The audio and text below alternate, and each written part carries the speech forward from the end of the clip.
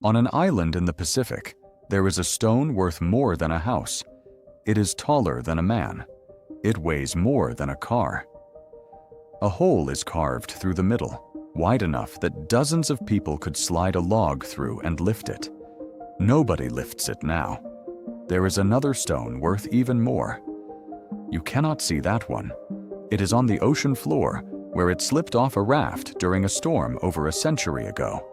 It still has an owner. It is still traded. Everyone still agrees what it is worth. Does that sound insane? Then open your banking app and try to find the money. Not the number. The thing you could hold. You cannot. It was never printed. It was typed. You already own a stone at the bottom of the ocean. You were taught a different story. People swapped chickens for wheat. Swapping was clumsy, so someone invented money to fix it. Neat. Logical. Also, as far as anyone can tell, wrong. That story was written in 1776 by Adam Smith. He was not reporting what he had seen. He was imagining what must have happened. Then people went looking. For a century, anthropologists lived in communities that had never used coins. They never found the barter village, not once.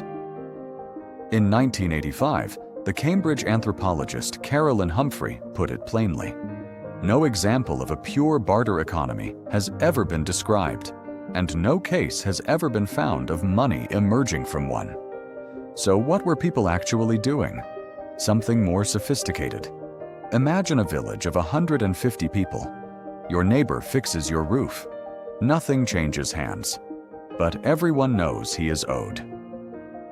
Months later, you bring food to his daughter's wedding, and the balance shifts back. Maybe it overshoots. That is the point.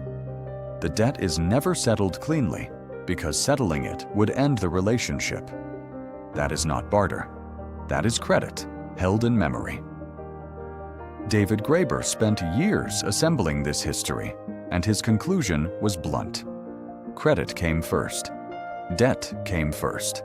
Thousands of years before anyone struck a coin. So what happened when a village got too big to remember? The answer was dug out of the ground in what is now Iraq. Small clay shapes, cones, spheres, discs. Archaeologists found thousands and filed them as toys. Then Denise Schmant-Besserat looked at all of them at once. The shapes repeated. The same cone meant the same thing 600 miles away. One stood for grain, another for oil, another for an animal. They were not toys, they were accounts. Some are 10,000 years old, older than the wheel. People began sealing tokens inside hollow clay balls, so a shipment carried its own record. But you could not check the contents without breaking it. So before sealing, they pressed each token into the outer surface. And then somebody had the thought that changed everything.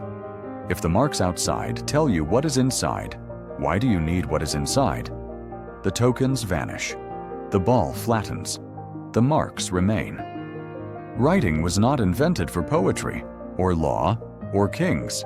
It was invented to track debt. So why do coins exist at all? Coins are late.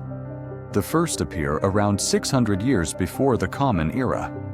By then, humans had run credit systems for millennia.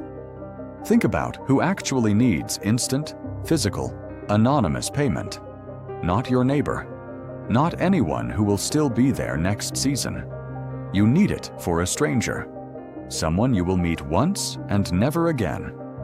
Coins are not the natural evolution of trade between neighbors.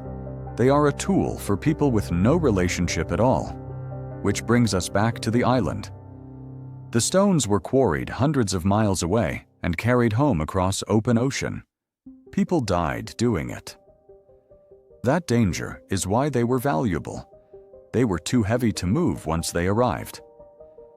So when a stone changed hands, it stayed where it was, and everyone updated who owned it. The stone was never the money. The agreement about the stone was the money, which is why the sunken one still counts. In 1991, Milton Friedman compared this to something else. In the 1930s, France asked for a large quantity of gold held in New York. The gold did not sail. Clerks moved it downstairs and changed the label. Markets reacted. Real people felt it. Labels changed in a basement. That was the entire event. We look at islanders trading a stone in the sea and find it primitive. They would have every right to say the same about us. Money is not an object. It never was. It is a record of obligation people agree to honor, written on whatever surface is convenient. Memory, clay, metal, wood, paper, light. You tap a card and food becomes yours. No metal moved. 2 records updated. The physical world stayed exactly where it was. You're moving a stone that never leaves the path. Somewhere on an island in the Pacific, there is a stone at the bottom of the ocean that everyone agrees is worth a fortune. You have one too. You checked it this morning.